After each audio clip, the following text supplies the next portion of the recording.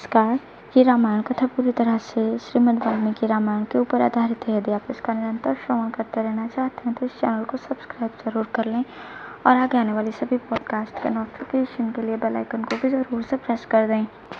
अब हम सुनेंगे 29वां सर्ग। विश्वामित्र जी का श्री राम से सिद्धाश्रम का पूर्व वृत्तांत बताना और उन दोनों भाइयों के साथ अपने आश्रम पर पहुंचकर पूजित होना। अपरिमित प्रभावशाली भगवान श्री राम का वचन सुनकर महातेजस्वी विश्वामित्र ने उनके प्रश्न का उत्तर देना आरंभ किया। महाबाहु श्री राम, पूर्व काल में यहाँ देववंदित भगवान विष्णु ने बहुत वर्षों एवं 100 युगों तक तपस्या करके निवास किया था। उन्होंने यहाँ बहुत बड़ी तपस्या की थी। यह स्थान महात्मा वामन अवतार धारण करने को उद्यत हुए श्री विष्णु का अवतार ग्रहण से पूर्व आश्रम था। इसकी सिद्धाश्रम के नाम से प्रसिद्धि थी क्योंकि यहाँ महातपस्वी विष्णु को सिद्धि प्राप्त हुई थी। जब वे तपस्या करते थे उसी समय विरोचन कुमार राजा बलि ने इंद्र और मरुदगणों सहित समस्त देवताओं को पराजित करके उनका राज्य अपने अधिकार में कर लिया था। वे तीनों लोकों में विख्यात हो गए थे। उन महाबली महान असुरराज ने एक यज्ञ का आयोजन किया। उधर बलि यज्ञ में लगे हुए थे, इधर अग्नि आदि देवता स्वयं इस आश्रम में पधार कर भगवान विष्णु से बोले। सर्वव्यापी परमेश्वर विरोचन कुमार बलि एक उत्तम यज्ञ का अनुष्ठान कर रहे हैं। उनका वो यज्ञ संबंधी नियम पूर्ण होने से पहले ही हमें अपना कार्य सिद्ध कर लेना चाहिए। इस समय जो भी याचक इधर उधर से आकर इनके यहाँ याचना के लिए उपस्थित होते हैं, वे गो, भूमि और सुवर्ण आदि संपत्तियों में से जिस वस्तु को भी लेना चाहे उनको वे सारी वस्तुएं राजा बलि यथावत रूप से अर्पित करते हैं। अतः विष्णु, आप देवताओं के हित के लिए अपनी योग माया का आश्रय लेकर वामन रूप धारण करके उस यज्ञ में जाइए और हमारा उत्तम कल्याण साधन कीजिए। श्री राम इसी समय अग्नि के समान तेजस्वी महर्षि कश्यप धर्मपत्नी अदिति के साथ अपने तेज से प्रकाशित होते हुए वहां आए।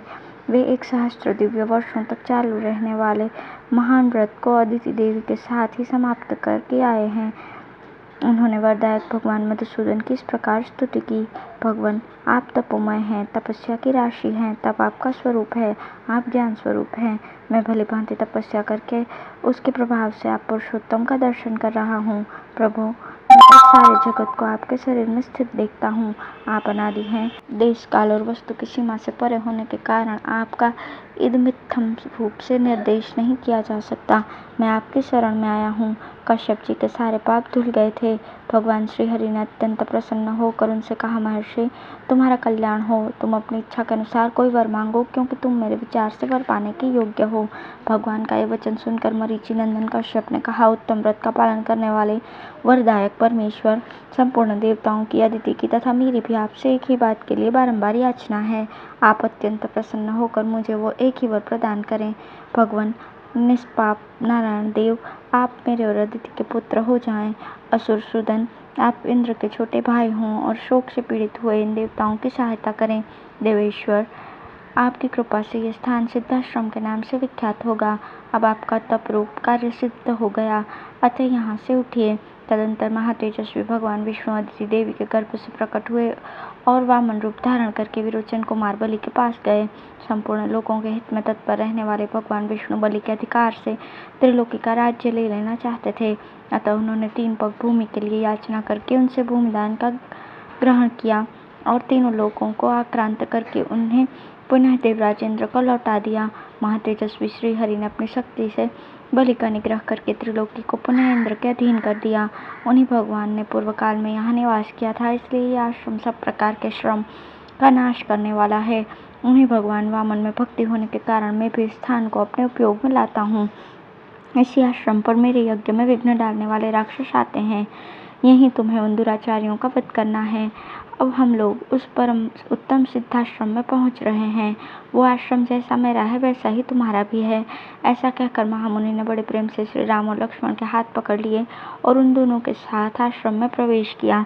उस समय पुनर्वसु नामक 2 नक्षत्रों के बीच में स्थित तुषार रहित चंद्रमा की भांति उनकी शोभा हुई।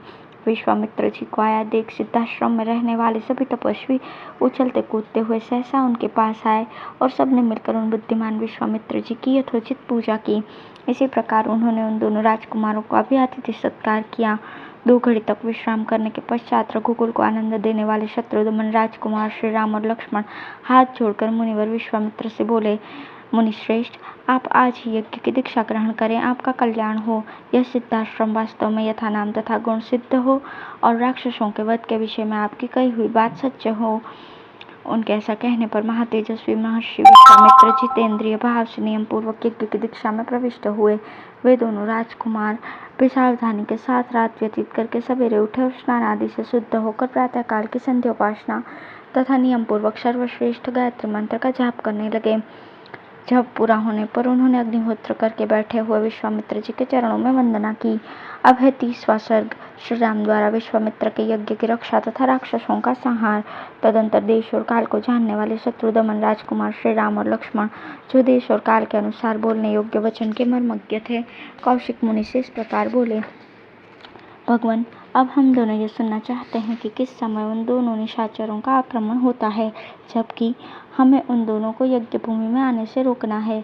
कहीं ऐसा न हो असावधानी में ही वो समय हाथ से निकल जाए, अतः उसे बता दीजिए। ऐसी बात कहकर युद्ध की इच्छा से उतावले हुए उन दोनों ककुत्सवंशी राजकुमारों की ओर देखकर वे सब मुनि बड़े प्रसन्न हुए और उन दोनों बंधुओं की बुरी बुरी प्रशंसा करने लगे।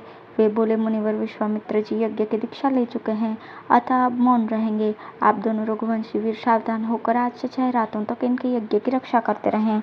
मुनियों का यह वचन सुनकर वे दोनों यशस्वी राजकुमार लगातार 6 दिन और 6 रात्रि तक उस तपोवन की रक्षा कर रहे थे। इस बीच में उन्होंने निद्रा नहीं ली। शत्रुओं का दमन करने वाले विपन्न धनुर्धर वीर सतत सावधान रहकर मुनिवर विश्वामित्र के पास खड़े होकर उनकी रक्षा में लगे रहे। इस प्रकार कुछ काल बीत जाने पर जब 6ठा दिन आया, तब श्री राम ने सुमित्रा कुमार लक्ष्मण से कहा, सुमित्रानंदन, तुम अपने को और चित्त को एकाग्र करके सावधान हो जाओ। युद्ध की इच्छा से शीघ्रता करते हुए श्री राम इस प्रकार कह ही रहे थे कि उपाध्याय, पुरोहित तथा अन्य ऋत्विजों से घिरी हुई यज्ञ की वेदी सहसा प्रज्वलित हो उठी। वेदी का यह जलना राक्षसों के आगमन का सूचक उत्पात था।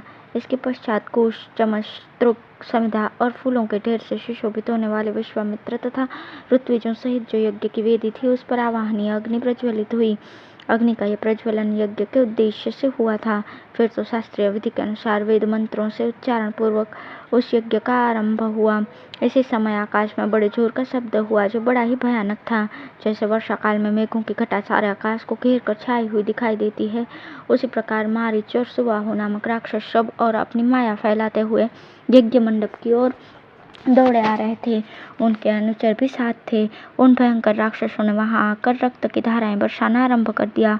रक्त के उस प्रवाह से यज्ञ वेदी के आसपास की भूमि को भीगी हुई देख श्री रामचंद्र जी सहसा दौड़े और इधर उधर दृष्टि डालने पर उन्होंने उन राक्षसों को आकाश में स्थित देखा। मारीच और सुबाहु को सहसा आते देख कमल नयन श्री राम ने लक्ष्मण की ओर देखकर कहा, लक्ष्मण, वह देखो, मांस भक्षण करने वाले दुराचारी राक्षस आ पहुंचे। मैं मानवास्त्र से उन सबको इस प्रकार मार भगाऊंगा जैसे वायु के वेग से बादल छिन्न भिन्न हो जाते हैं। मेरे इस कथन में तनिक भी संदेह नहीं है। ऐसे कायरों को मैं मारना नहीं चाहता। ऐसा कहकर वेगशाली श्री राम ने अपने धनुष पर परम उदार मानवास्त्र का संधान किया। वह अस्त्र अत्यंत तेजस्वी था। श्री राम ने बड़े रोष में भरकर मारीच की छाती में उस बाण का प्रहार किया। उस उत्तम मानवास्त्र का गहरा आघात लगने से मारीच पूरे 100 योजन की दूरी पर समुद्र के जल में जा गिरा। शितेशु नामक मानवास्त्र से पीड़ित होकर मारीच तेज सा होकर चक्कर काटता हुआ दूर चला जा रहा था। यह देखकर श्री राम ने लक्ष्मण से कहा, लक्ष्मण, देखो, मनु के द्वारा प्रयुक्त शितेशु नामक मानवास्त्र इस राक्षस को मूर्छित करके दूर लिए जा रहा है, किंतु उसके प्राण नहीं ले रहा है। अब यज्ञ में विघ्न डालने वाला इन दूसरे निर्दयी दुराचारी पापकर्मी एवं रक्तभोजी राक्षसों को भी मार गिराता हूँ। लक्ष्मण से ऐसा कहकर रघुनंदन श्री राम ने अपने अपने हाथ की फुर्ती दिखाते हुए शीघ्र ही महान आग्नेयास्त्र का संधान करके उसे सुबाहु की छाती पर चलाया। उसकी चोट लगते ही वो मरकर पृथ्वी पर गिर पड़ा। फिर महायशस्वी परम उदार रघुवीर ने वायव्यास्त्र लेकर शेष निशाचरों का भी संहार कर दिया और मुनियों को परमानंद प्रदान किया। इस प्रकार रघुकुल नंदन श्री राम यज्ञ में विघ्न डालने वाले समस्त राक्षसों का वध करके महर्षियों द्वारा उसी प्रकार सम्मानित हुए, जैसे पूर्व काल में देवराज इंद्र असुरों पर विजय पाकर महर्षियों द्वारा पूजित हुए थे। यज्ञ समाप्त होने पर महामुनि विश्वामित्र ने संपूर्ण दिशाओं को विघ्न बाधाओं से रहित देखकर श्री रामचंद्र जी से कहा, महाबाहो, मैं तुम्हें पाकर कृतार्थ हो गया। तुमने गुरु की आज्ञा का पूर्ण रूप से पालन किया। महायशस्वी वीर, तुमने इस सिद्धाश्रम का नाम सार्थक कर दिया। इस प्रकार श्री रामचंद्र जी की प्रशंसा करके मुनि ने उन दोनों भाइयों के साथ संध्योपासना की। इस प्रकार श्री वाल्मीकि निर्मित रामायण आदि काव्य के बालकांड में 30वां सर्ग पूर्ण हुआ। धन्यवाद।